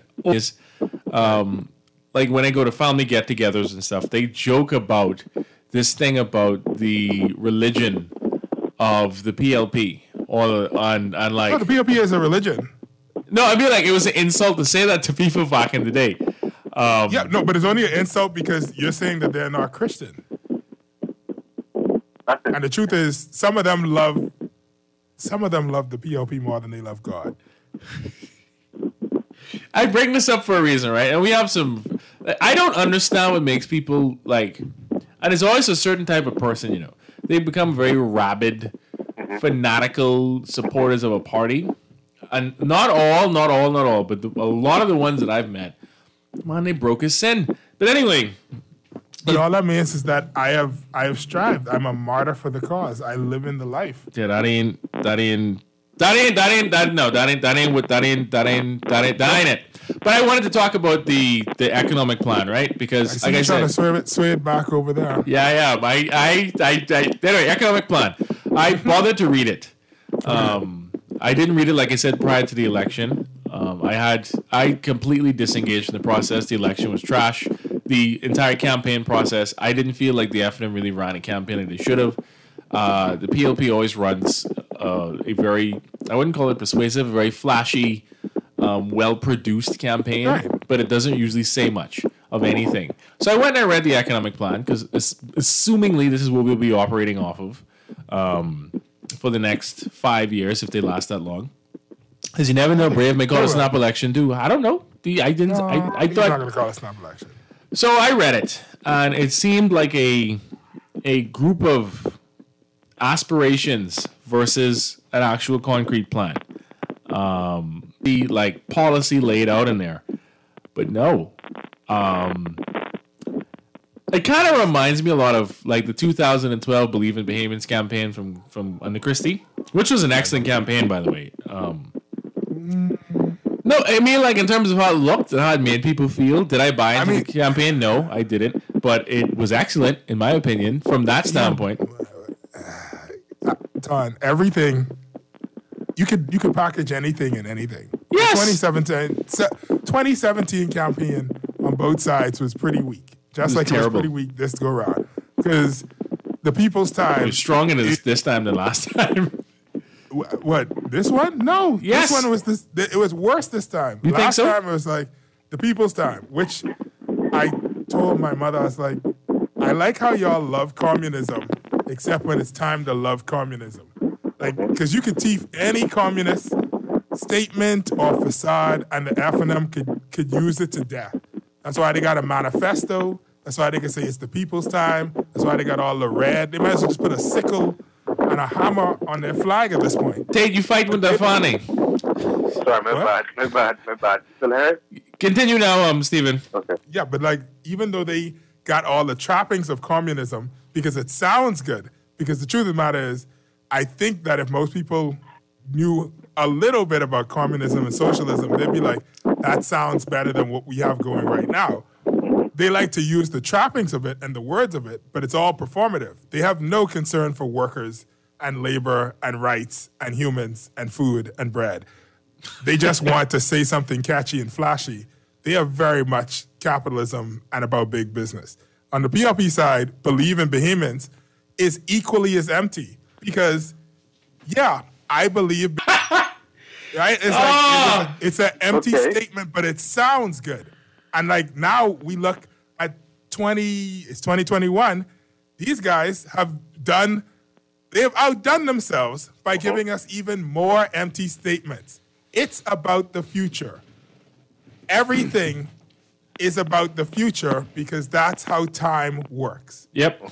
The things that you do today have consequences in the future. So what you're telling me is nothing. Yeah, literally, if you read the plan, a new day. Oh, God. Means exactly the same thing. A new day with the old guard, pretty much. I'm just talking about like literally with the motto, yeah. Slogan. Well, the statement, the slogan. New day. Remember the old one? What was it now? Is how time works. A fresh wind is blowing. Yeah. That at least had, you was actually standing behind something. You say a fresh wind is blowing. Okay, I understand that it's metaphorical and I understand, but at least your words are deciding to go in a direction. A new day means nothing. It means today is going to be over and we're starting new. It might be the exact same thing. It might be different. You won't find out until you get there. Well, I see Fitzgerald's box, so I don't think anything's going to change. I saw something. I saw something in this. But it could. It could get worse. Well, you're right. I genuinely believe after reading the document, it felt more to me like we are going to keep this ship afloat rather than anything else. And that's mind you, we could ask. I mean, no, that's like basically saying you enter a relationship and say, all right, all I need you to do is don't hit me. Could you ask for more? Yes. I don't understand. What do you want? What do you want, Don? Oh my God. Oh yeah, you asking for a lot Flowers. now. That's like saying You don't want thief. flowers. That can happen. That can happen when in terms of our government. They can always have something on the side, whether they got a big sockets for it or not. Well, he ain't had a bag, so now we don't know who they begging. But that's What do you mean? Oh, you're right. We didn't make Chinese. Anyway, so anyway. Oh Lord, the major issue, right? And here's a theory that I have. It's a conspiracy theory, right? People tell me that I'm crazy, but here's the theory that I'll posit. Then you're in the right place. It is impossible to reform the Bahamas' tax system without first addressing two key policy failures that literally feed into the whole current taxation system on consumption. The first one's going to sound very dumb and unrelated. It is public transportation. As I see in the economic recovery, not the economic recovery, the economic plan, they talk about transforming the tax system. If you don't address public transportation, you still shoehorn Bahamians, especially the ones living in Providence, into buying a car, and you can't afford to buy no brand new car because it costs too much down money. So you're going to buy a used car from Japan, it's going to get broken. Talking about pollution. Well, okay, you're talking about our SDCs are to, not SDCs, NDCs, nationally determined contributions to the Paris Climate Accord. We ain't hit them targets. But at all. Well, so what we end up doing is we force you to buy a car, and you pay 65% duty on that, and 12% on top of the cost of the shipping, cost of the car, all associated costs, as well as the duty on top of that. So you end up really paying over 80% on the car, plus a 1% processing fee. You want, anyway. No, I'm just saying. I'm going to tell you how to fix all of the problems in the most simplest manner. No, but I'm just, all right, fair. The next problem you have is because you shoo everybody into having to buy a car in the first place. The roads get, because the way we construct the roads, or the roads just has happened, but it sucks. Every time it rains, you get potholes. Destroys your car, whether it be your engine, your transmission damage, or it completely wrecks your suspension. So what you gonna have to then do? Get your car fixed, which you pay 45% on them parts, then 12% VAT, and 1% processing fee. And if you're buying it from a shop, you're paying all the additional costs to run that shop, as well as the cost and all those taxes. So you pay way more now to operate that same car that you shouldn't need, but you do need because that's how the government has everything set up. So as a result of it, the government has a dependence on customs duties from your consumption just to deal with transportation, and they make a substantial portion of money for that. So to simply just say the government should just change the tax system, or as they say here, just transform it to make it more equitable, that ain't happening. The entire structure is set up like a meat grinder, where the state does everything in its power, whether deliberately or not, but it functions that way. You have to consume. You will destroy the property and things that you have, and to fix them, you can pay or the backside for it, and the government wins. Now, are they making enough money off of this? Of course they're not. But what they can do next, raise the. I mean, they've done that before, right? They've done that several times. And then before I go into the second point, Stephen, you said you had a point to fix something. Oh no, I was saying I could tell you how to fix everything. I mean, the whole country. Income taxing. No. Because, see, I mean, that's a part of it, but that's the eventuality. So I think part of the issue with our country is the lack of creativity, even with our villains. I agree. We don't have good villains, right? We have very boring, basic people sucking all the money out of the country, and they are not doing anything noteworthy, right? We look around and the richest people own franchises, and then they all get into the same type of business. They buy real estate, inflate the prices. They own a liquor store. If they just arrived, if they're new money, they own a liquor store. If they're old money, they own a liquor store, and all of the dirt underneath it. But nobody is out there saying, this isn't sustainable, we need more. How do we get money into the country? How do we produce? Like, we need to produce something, right? And then you'll hear callers calling and say, oh, we need to do agriculture and this stuff. That's the first step, but that's not really the final step of production. It isn't enough to grow a tomato. You have to actually figure out how do Bahamians eat tomatoes, which is ketchup, tomato paste, other tomato-based products. So somebody has to go ahead and process that, bottle it. Now we can start saying we have a tomato industry. Otherwise, you just got a bunch of raw tomatoes rotting out by produce exchange. But the problem is we lack creativity in all facets of our life, including the government, because the government cannot think of a creative way to make revenue other than, well, Stephen made $2 yesterday. I should take $1 from him. And so do I need to give him a health visa? Well, no. Well, I was going to say, if you say take $1 from him, that's literally, for lack of a better term, kind of taxing your productivity. We don't even do that. But the problem is our productivity itself is based on. Oh, that's not going to change. Forces. That's not going to grow in a tourism-based economy. Well, it's tourism service-based economy. Yeah, no. You ain't increasing. But all that is a part of the problem. We need to overhaul our way of thinking in everything. It can't just be the workers on the bottom saying, yeah, we got to do things differently. But the people on the top making the big decisions are like, no, we got to keep doing the exact same thing. Like, if you talk to any member of parliament from any administration and you give them the greatest idea in the world, they will somehow return to tourism because it's safe and it's all they know. If you say, hey, there's an opportunity for us to do this with plants and we could do bioengineering and blah, blah, blah. Oh, yeah, and we can have plant tourism. But this goes back to the problem also, though, is, I won't go into the second point just yet, but it goes back to the problem about access to capital because it is extraordinarily difficult for most people. But yeah, on the bottom, but not at the top. I mean, they have no. It's just. But all right, understand this. What do they call it again? The hacienda system in South and Central America, with not a lot of them, all of these Spanish-speaking countries in South and Central America has the hacienda system, which comes with the colonialism from the Spanish Empire, right? Before that thing went kaput when Napoleon ruled in there, and it's not hacienda. Hacienda, one of them. Okay, I won't speak español. I'm kidding. No hablo español. Oh, poquito español. What was I going to say? Yes. So what those systems basically do is the same system we have, similar, because you have oligarchs that sit at the top. They have no reason to be innovative or anything because they make money hand over fist. You know what spurs innovation?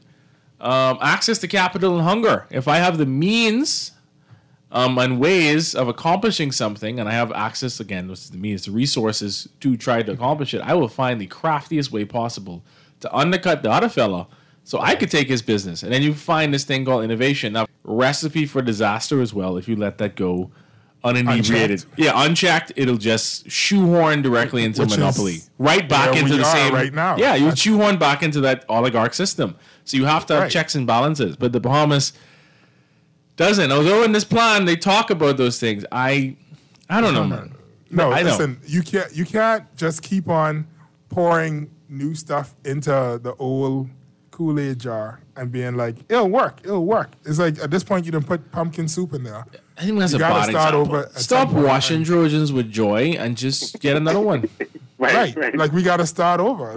And that's where we find ourselves presently in this system. And all I'm saying is, if you want to see a difference in terms of what could happen, you somehow have to invest in the ability to be creative. You somehow have to reward that. And we do not reward that on any level in this country until the person has left the country. They live in New York, LA, or in Bosnia, but we do not respect that on any level inside this country, right? And yes, people will say, oh, we love Soya Boy. Soya Boy should be a millionaire then. Oh, Lord. You know, it's so funny about you saying this. Continue, though. No, because I'm saying, like, it's easy to be like, oh, yeah, we love culture. No, you don't. All right? You don't love culture because you don't support it. You guys will pay $1 million to see everybody from Migos to Taurus Riley, but let a Bahamian have a concert. Y'all ain't even look at the flyer to see what date it is. Right. You know what I'm saying? Like, y'all don't really love Bahamian culture unless somebody in foreign say they love it. Cool, great. do whatever. It kind of what you just said really reminds me of. We spoke about it earlier about the situation with the what's it called the I don't know how basically the government has a food program, right? We're feeding 17,000 persons for $800,000 a week, which again I spoke about it earlier. If you actually do the math, it works out about $47 and change per person per week, which is about $6 and change per person per day for 17,000 people. According to the Government Public Policy Institute, the average cost for a well-balanced diet in the city of Nassau, it's higher in Freeport allegedly than it is, not allegedly, quite obviously in the report than it is in Nassau. It's $10. $10 in Nassau and $13 and change in Freeport. So literally so hear me out when I say this now. In the plan, they also says that they're going to lower imports and currency outflows by buying local and engaging. Buying what local? So they say. Are you buying local? So they say. But here's the problem. We don't have right? enough of a, no, but I mean, before we get but just listen why I brought this up is if we're supposed to, because this was in the news, according to Obi Wilscombe, the good minister, if we're supposed to go directly to the suppliers in the United States and buy these things, isn't that pretty much going very much so against the very plan that y'all set out? Although you're trying, so they say it'll be cheaper for us. No, they're not going against the plan because the plan doesn't exist. It's not legal. No, come on, Don, right? No, I'm just saying. I'm interrogating it. What are you buying local in terms of corned beef? You can buy the corned beef directly from the shop locally, so they can keep people alive. Right, but at the end of the day, it's like it still flows out. But you do increase the velocity of currency. You do increase the velocity of currency if you buy it here versus just going directly to the States. Which idea where it's like we're going to, reduce tax and we're going to do this, and all we got to do is just buy local. That's a fact. Like as a non-economic person, I did not study economics. I'm studying common sense. I understand what money is and how a dollar works. That doesn't make sense, right? No, it doesn't make sense because we don't produce enough. Right. If we produced more things, then we could have this conversation. But nobody in the Bahamas makes tuna or produces tuna. Nobody in the Bahamas produces corned beef. What we do is we send to Thailand and the Philippines, and we pay them $100 to put our name on a can, and then we ship it over here and call it Bahama something.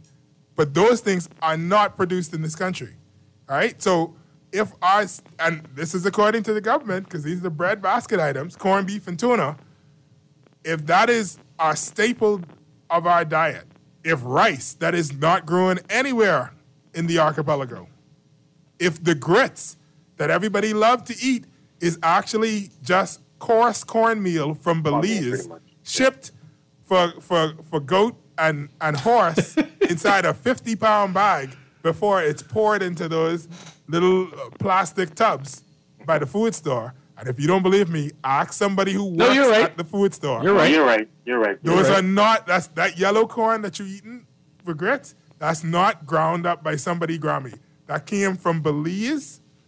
It's horse feed, and it's delicious. I just want to say it's amazing. I'm just saying what it is. It is what it is. We don't make that. But this is but you're right about the part about. See, this is the thing that confused me. Right? Again, I'm not an economist either, but I had to get into the pilot. Yeah, more than it's going out. I was also going to say to you, the reality is you find that a lot of producing countries, very productive countries that actually. Like to get involved in manufacturing or very high levels of technology in terms of creation of technology that creates other technology. Like it's basically one company that creates all of the machinery used to create all of the chips that are in our phones. One company in Europe and then based in the Netherlands. Anyway, not important. I mean, it is very important. I know you're talking about Samsung. No, the Samsung, all Samsung, AMD, Apple, TSMC, all these other people buy from this one company. One company.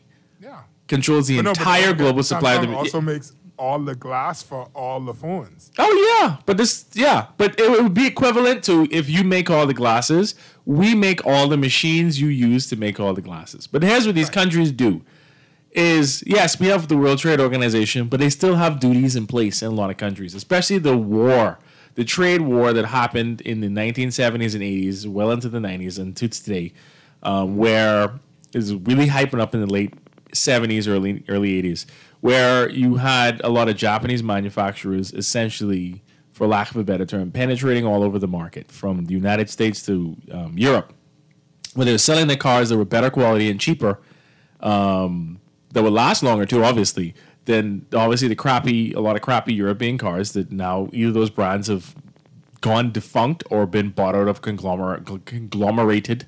Same thing in the United States. So what they did is they increased the duty on those cars. And to get around that, all Toyota, Honda, and Mitsubishi and Nissan did is build their factories within those countries, which is why you have like BMW, Honda, Toyota factories inside the United States. Or you have BMW factory in South Africa, all over the place in these major markets because of duty. But these countries produce things, and they do it to try and protect the industry. Why do we have high taxes on a PlayStation? Why do we have high taxes on a TV? We don't make any of those things.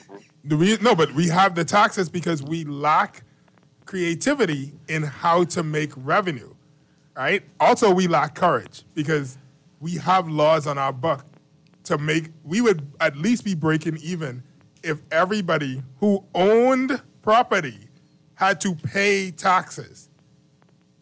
Do you own, how many pieces of property do you own, Don? Me? Yes. Let me see. I have a wallet. I have my phone. Jay, how many pieces of property do you own? None. Okay. I also own none. So between the three of us, none of us are paying real property tax. That's not a surprise because none of us own property. However, I bet you dollars to donuts that all of those abandoned buildings up and down Bay Street, those dudes also don't pay real property tax, despite the fact that their property is worth over $1 million. Oh, yeah, that is true, yes. I think it's, yeah, continue. If they were to pay their real property tax as often as they're supposed to, right, they would do one of two things. Either sell it because it's not worth it, or they would develop the property rather than just let it be an eyesore. But either way, we would be in a better position. But clearly, it's cheaper for them to just sit on their thumbs and not do anything with it. So that's a lack of courage to fulfill the actual laws that exist. On the other hand, we don't decide to say, okay, well, if we are too afraid to ask the people who live in our house to buy milk or help with the light, even though they drive on our roads and they expect their area of the island to be well lit, at least let's see if we could get some more money into the country. Let's see if we could set up a program, and it wouldn't be the first time. That's how come South Florida has so many Bahamians. In 1945, is it 45 or 42? It was I think I'm going to say 45. In 1945, when the good Governor General, the former King of England, went over to the United States and was like, hey, we know that you guys are at war. How about if some Bahamians came over here on like a program, they pick some oranges. Let our Negroes in. Right. But I'm saying, people go. It doesn't have to be anything on that level, but there could be something on some level, right? We have all right, I think you're going very big picture with it, and nothing wrong with that. But like even on the small issues, right, where we have, I'm gonna dance around it. We like you said, we don't reward creativity. We also don't reward brains. This is why I call it the civil service shuffle as well, right? You take one person, one party comes in and says, "Oh my God, this person running this department is absolutely terrible." And these people under them need to go in different ministries or fire them if they're on contract. And then the next administration comes in and is like, I can't believe they did that. And then they do the exact same thing. Then the other ones come back and say, that's just crazy. And then they go back to the same old system. So you then basically, that's why I call it a shuffle. All you do is just shuffle things around every 5 years. But the reality is, and it's something that Minnis unfortunately did not accentuate very much when he talked about his program to hire a lot of young Bahamians who have bachelor's degrees and pay for them to get their masters to strengthen the civil service and qualifications and yada, yada, yada, and innovation. He started that program. I was aware of it. I don't know how far he went with it. I didn't know he hired 3 people that I knew from the University of the Bahamas. And I knew they had a program where they were recruiting people. Again, I don't know how far it went. No idea, because they didn't publicize it anyway. But But like it was like a pilot project. I could have been. That's the thing about it. You don't know. They didn't even release stats for it. So who knows? But I'm just saying it was a step, I think, in the right direction, but that's not what this country historically does. So what you then end up with is an exceptionally unproductive country because there's no reason for you to be productive. Why should I work hard when I could just suck up to a politician and beg sockets for some money and still get an appointment afterwards? Right? The message that we send when we govern our country is that, listen, if you snort a party line with us, right? Because that's basically what you're doing. You can be straight. Well, most of you won't. Some of us can get straight and get some money off of this. The rest of you, you'll figure it out. And as a result of it, you just furthermore this monopoly system, because not only is the private sector littered with monopolies and people who like hoard, you also have the public sector where it's monopolized and it becomes this not even a hierarchical system.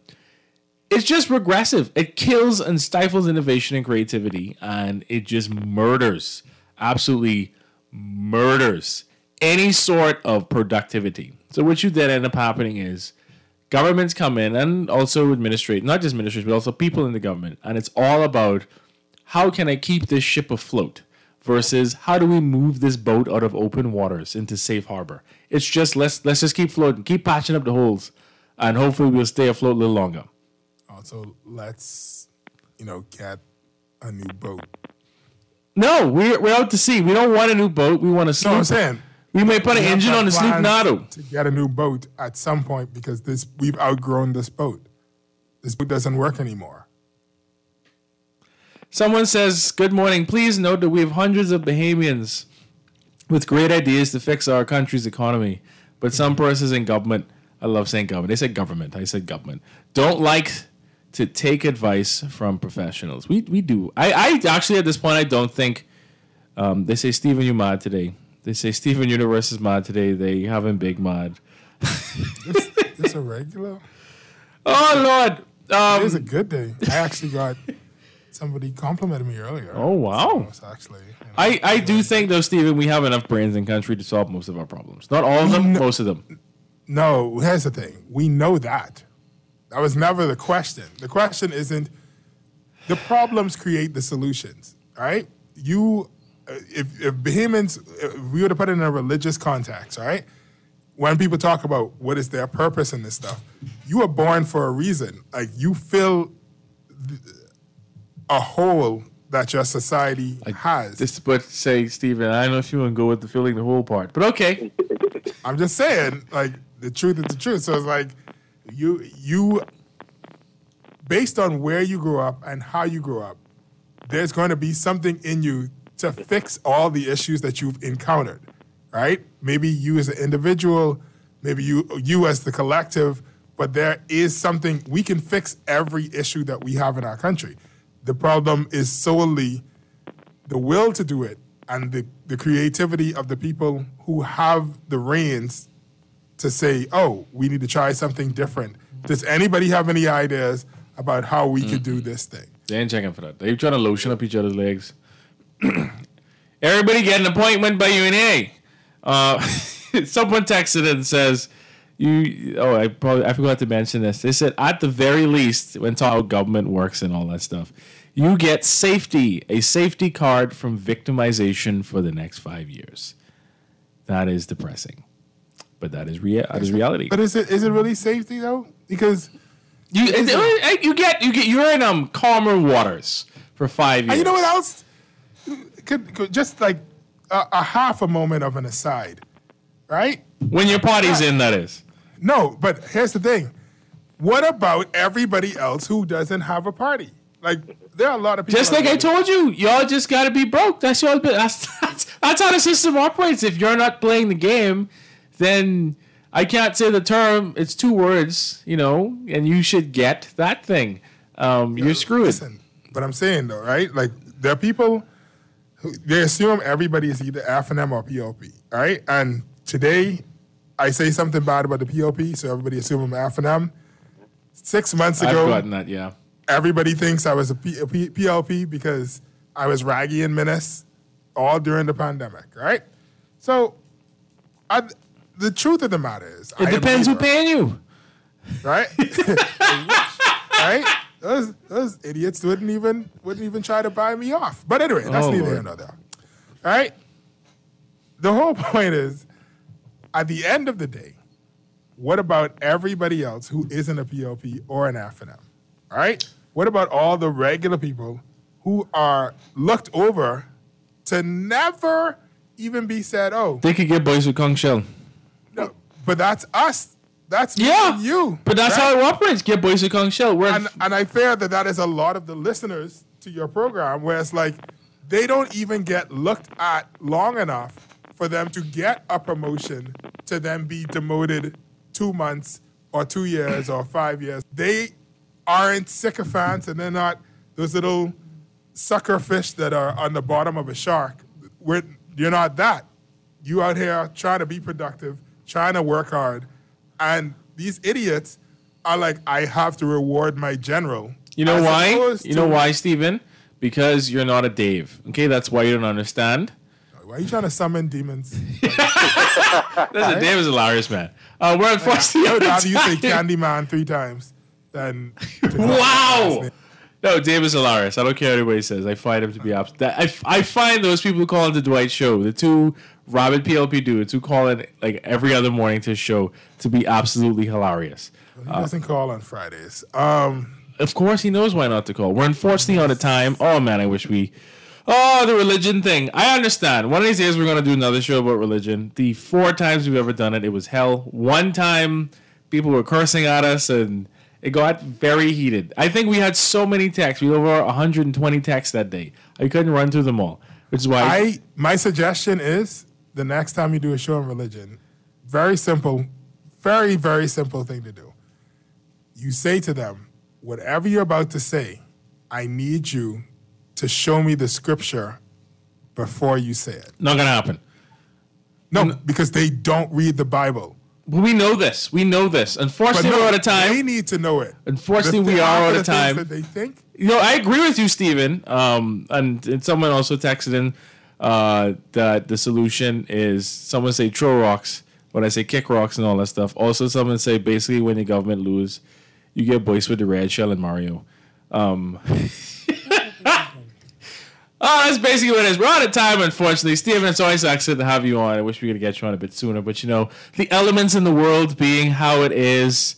I want to read that one last text that just came in. It says, please note that these issues are all fixable, like Hannah said, but we need more open government where they get input from people with experience. That's why we have Fitzgerald out there, man. All the input and experience.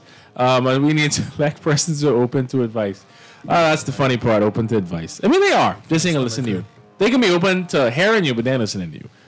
They can be like white noise in the background sometimes. Maybe that'll change. Doubt it. But it's got to be great. Many hands build a home, many hearts build a school. Be great, Bahamas. Sharp under pressure, thinking, damn it. All eyes on me like a conductor. That means just play your role, you might get chime in. Wait, play the game to change the game. Word to coach, that's my head.